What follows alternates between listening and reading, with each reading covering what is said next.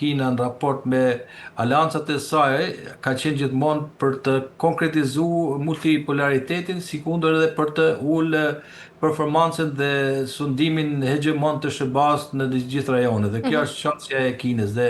këtë e di shumë mirë SBA-ja, e di shumë mirë presidenti Trump dhe gjithë përpjekjet e tij kanë qenë pikërisht në një lloj parafri tendence për ta afruar Rusin, për ta larguar nga ndikimi rus, po se sa do arrihet kjo, koha ngelet për ta provu, ngelet për ta provu sepse Kina dhe Rusia dhe jo vetëm kanë krijuar dhe aleancat e shteteve të jugut, të cilët janë një kërcënim dhe sfidë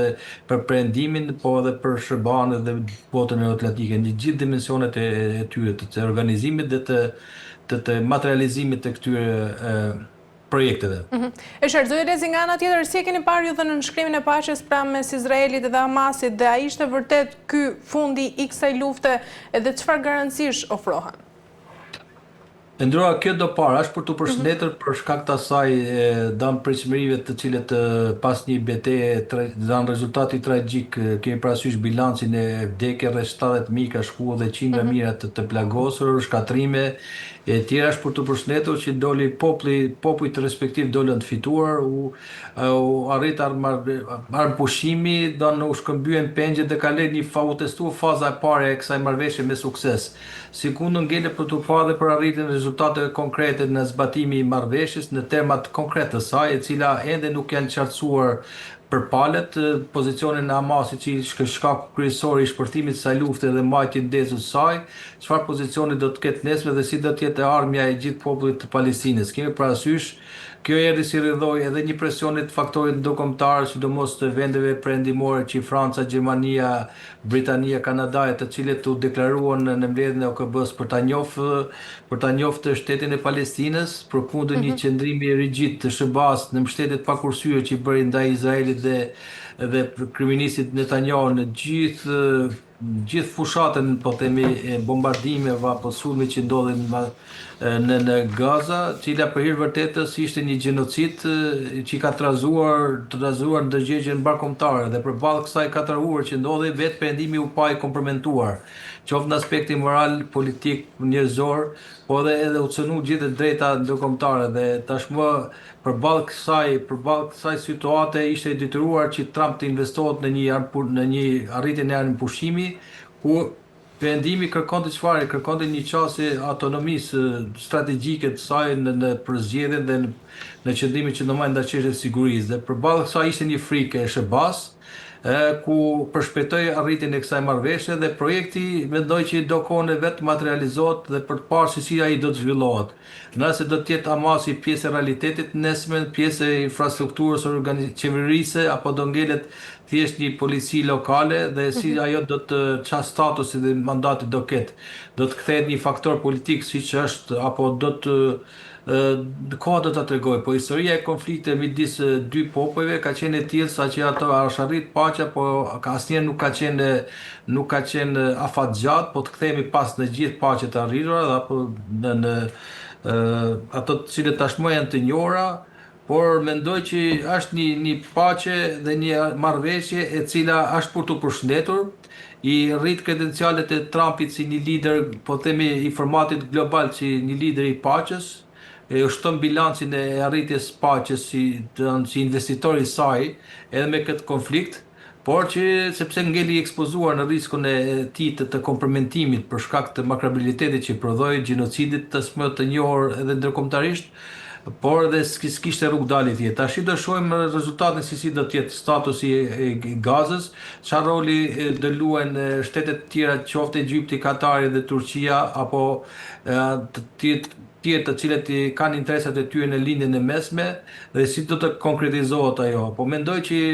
është herët për të folë, është për të përshëndetur si paqe,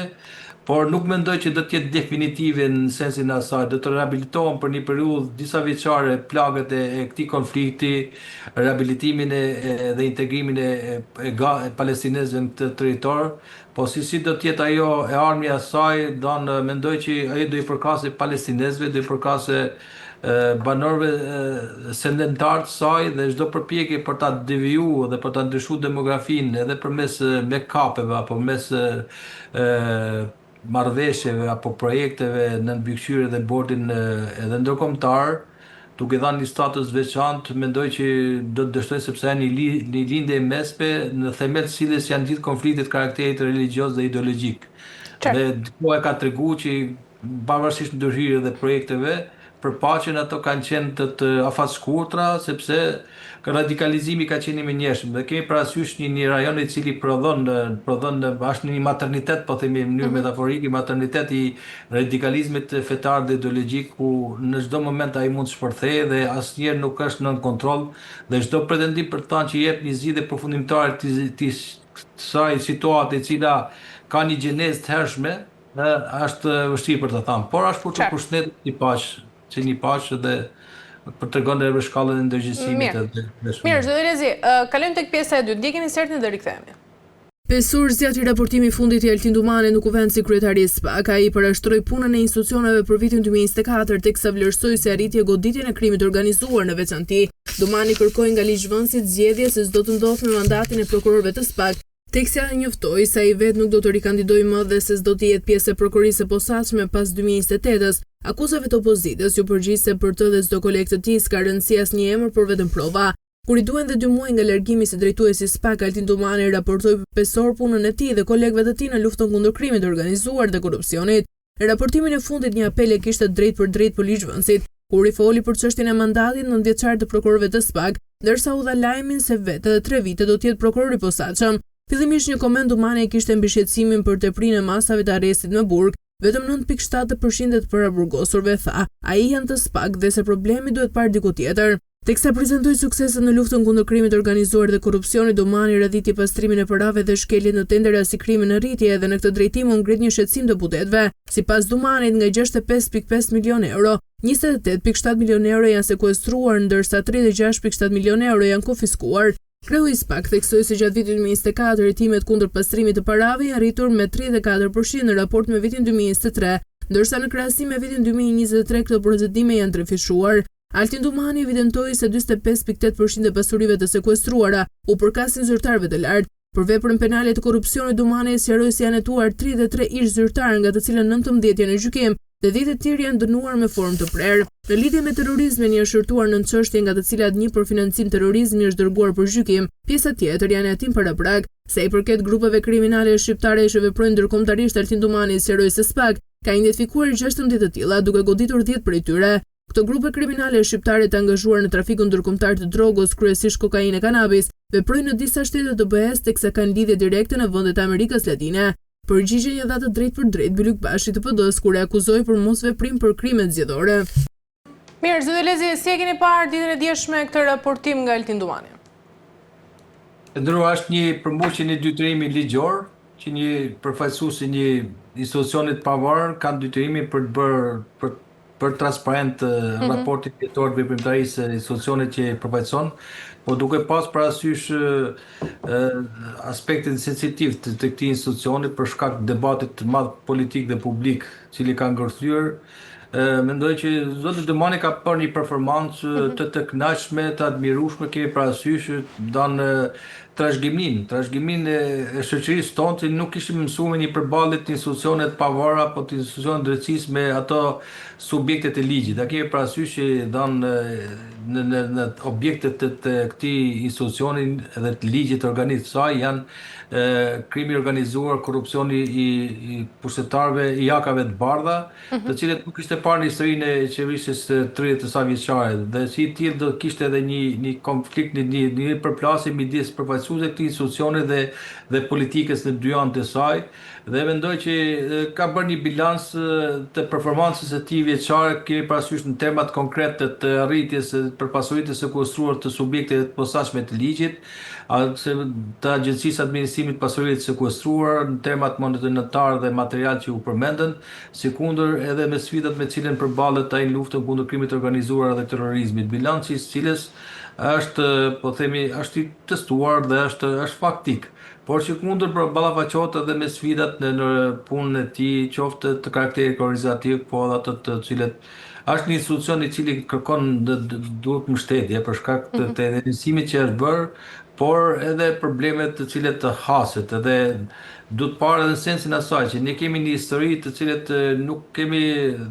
asnjëherë nuk kemi parë që të gjykohen leadershipet qeverisë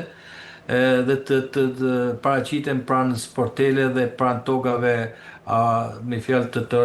përfaqësuese të organit të akuzës dhe si tillë kjo bën atë diferencën apo atë të cilët ne nuk kemi mësuar dhe ky mit është zhbër. Dhe mendoj që përfaqësuesit e SPAK-ut në rastin konkret të drejtësisë së re, pavarësisht problemeve të tyre apo paraqykim që mendon, janë në krahun e duhur të historisë në sensin e saj që po bëjnë një investim patriotik për Shqipërinë, por edhe duhet të bëjnë edhe përpjekjet e tyre ta marketojnë në sensin as sa lejohet ligjit marketojnë punën e produktit tyre që arrin,